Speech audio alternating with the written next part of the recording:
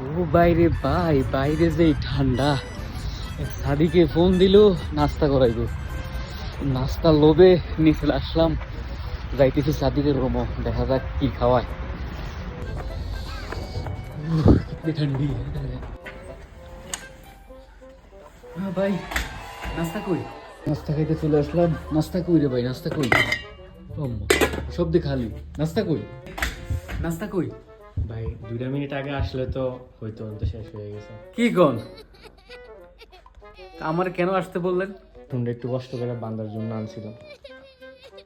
এটা একটা কথা হইলো?